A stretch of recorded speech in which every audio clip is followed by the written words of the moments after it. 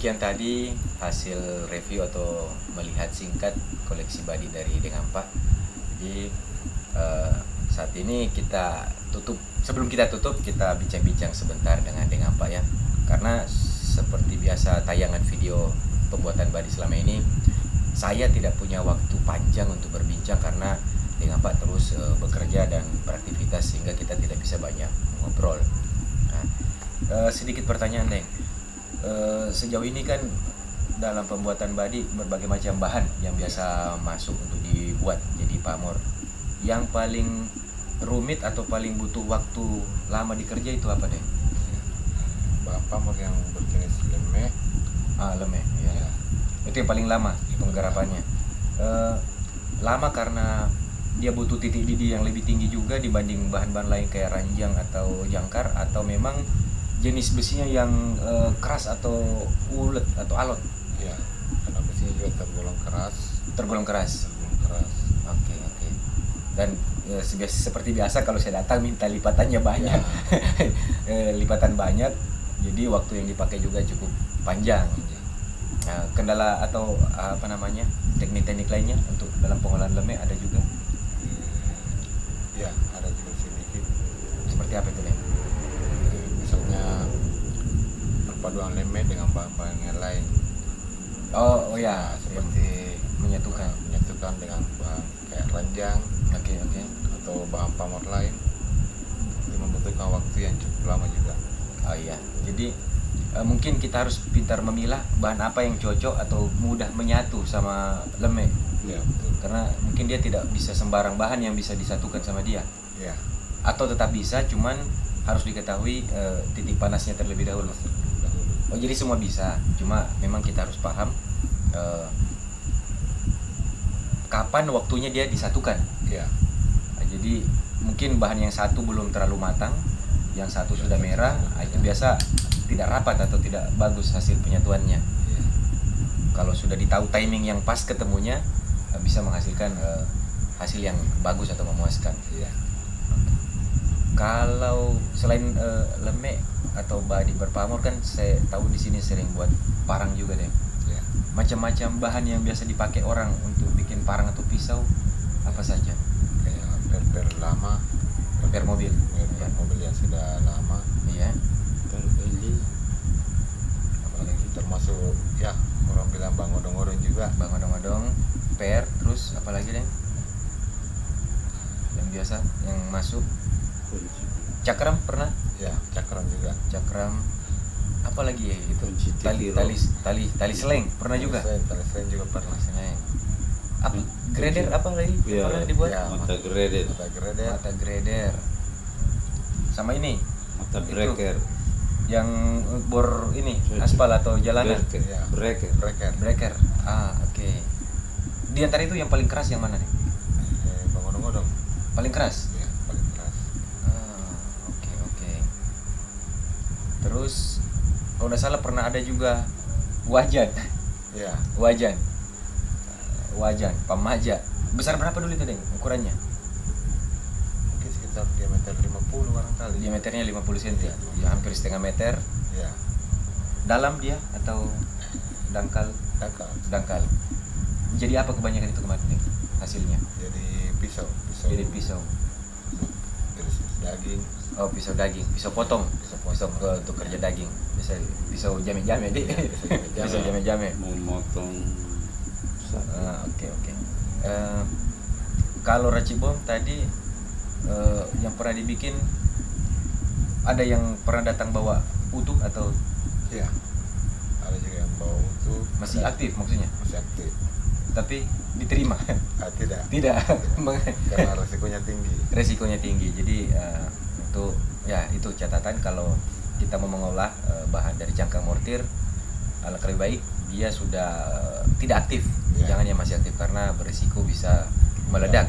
Ya, seperti itu. Apalagi di gurinda potong dia kena panas, jadi bisa memicu ledakan karena mesiunya masih ada di dalam. Dan mungkin hulu pelurunya itu proyektilnya masih ada juga mungkin. Oke. Nah, seperti yang selama ini saya lihat yang itu biasa saya syuting videonya di situ, arang dibakar, kayu yang dibakar untuk jadi arang atau cumi. bahan untuk membakar bahan besi yang akan diolah. Jenis-jenis arang apa yang biasa kita pakai atau ada peruntukannya beda-beda atau bagaimana? Ya, kalau untuk jenis pamor paling bagus arang jati, Jati asam, dan sama asam, rambutan di Ya. ya biasanya saya lihat memang rambutan dengan asam. Ya. Jatinya jenis apa itu, dan karena ada berapa jenis juga jati? Jati merah, Jati merah, ya, jati hutan. jati hutan di. Ya. Kan biasa ada jati putih Jati itu yang putih, untuk ya. mebel, bukan itu ya? Kan itu kan kayaknya agak lembek. Agak lembek dia. Jadi Oke. Karena berarti beda arang, beda ini, baranya beda juga. Ya, barangnya beda juga. Di antara tiga itu terbaik yang mana, Deng? Jati, Jati. jati. Jati nomor 1. Kemudian rambutan, baru asam. Oh, asam ketiga. Ya.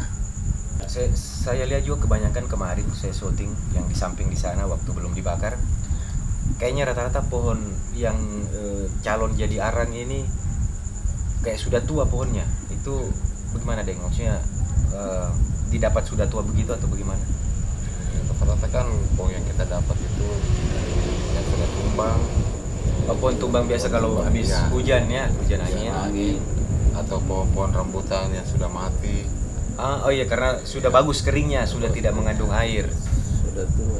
Iya, apalagi daerah sini terkenal banyak Rambutan. pohon rambutan. Jadi memang, oh iya, setahu saya juga biasa rambutan kalau sudah terlalu tua, biasa orang ditebang, Ya, dipangkas. terus tanam baru biasa ada karena sudah tidak terlalu bagus produksinya biasa itu. Ya. Kalau sudah usia berapa tahun kalau tidak salah. Sampai 20 tahun itu Ya, kan. yang sudah tua sudah terlalu besar, Ya. 20 tahunan.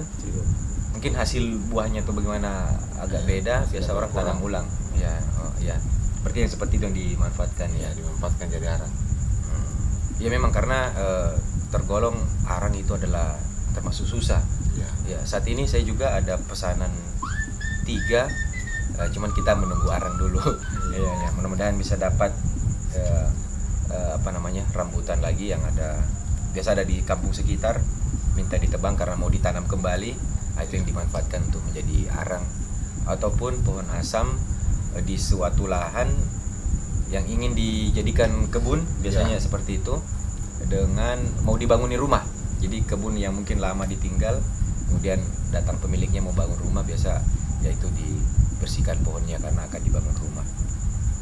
Iya, jadi memang selama ini kalau membuat yang paling sering saya lihat kita pakai rambutan sama asam. Jadi, jati mungkin kayaknya jarang atau mungkin belum pernah kayaknya, atau susah dapatnya atau bagaimana tuh dari jati nih? Karena sekarang kan pertama jati sudah hampir punah dan juga dia dilindungi oleh pemerintah.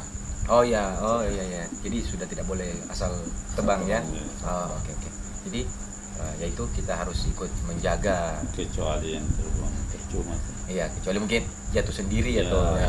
tapi jarang didapati kayaknya Jarang, karena mungkin jarang. tumbuhnya di tempat-tempat tertentu. Iya. Oke. Apalagi ya? Ya. Selama ini kalau Gurinda saya lihat Daeng tidak pernah pakai kacamata. Iya. Itu Anda ada efek-efeknya atau bagaimana pengalamannya? Ya, terkadang ada serbu-serbu besi yang masuk di mata. Serbunya. Ya, Ya kan serbunya. yang di Gurinda itu bahan lem atau apa ya? Percikannya Percikannya masuk ke mata. masuk ke mata. Terus Apa bagaimana itu Daeng? pakai magnet. Ya, kita tinggal bersihkan saja pakai magnet. Atau obat tetes mata juga bisa. Pakai magnet caranya bagaimana? Dikasih tempel di mata. Oh. Pasti serpihannya kan Jadi ikut sama besi magnet. gitu kan. Kan itu logam besi Ya, yang logam besi. melengket dengan besi berani atau magnet, jadi Ya. ditempel gini, Ya. ditarik. Ya. Dia ikut keluar. Ya. Atau mungkin bangun pagi ada kotoran mata ikut juga keluar Ya, di situ ikut juga kalau pagi. keluar. Oke. Ya karena memang sangat jarang saya lihat Dengampa Gurinda pakai kacamata, sementara tempat yang lain atau mungkin bisa saja orang-orang lain juga memakai kacamata untuk safety-nya. Ya. Apa ada hal pandangannya kurang enak mungkin deh kalau Ya. pakai kacamata atau bagaimana? Ya, pandang. Ya bisa juga karena biasa kalau saya pakai kacamata kadang gurindanya agak miring Iya iya. Tidak tahu. Karena sebagai catatan di sini Gurinda itu pakai Gurinda tangan ya, jadi hand grinder. Jadi kita manual perlahan, bukan grinder apa belt ya yang kayak sabuk yang tinggal dipasang begini. Jadi ini pakai tangan, jadi apa namanya, memang butuh pandangan yang bagus ya, penglihatan yang bagus untuk melihat senternya, simetrisnya. Iya iya. Kemudian belum buat bevelnya itu ya, sesannya. Nah, demikian perbincangan singkat saya dengan Deng Ampa. Semoga bisa menambah wawasan ataupun referensi kepada para penonton sekalian. Dan saya ucapkan terima kasih kepada Deng Ampa karena sudah ikut mengambil bagian dalam upaya pelestarian pusaka-pusaka atau pengolahan logam pandai besi dalam rangka terus melestarikan kebudayaan kita, karena pengolahan besi ataupun senjata tradisional asal Sulawesi ini adalah merupakan bagian dari warisan budaya leluhur-leluhur kami dari Sulawesi, dan tetap lestari pusaka-pusaka Sulawesi. Terima kasih telah menonton. Saya SP dan Deng Ampa beserta kameramen Den Nojeng. Terima kasih. Salam pusaka.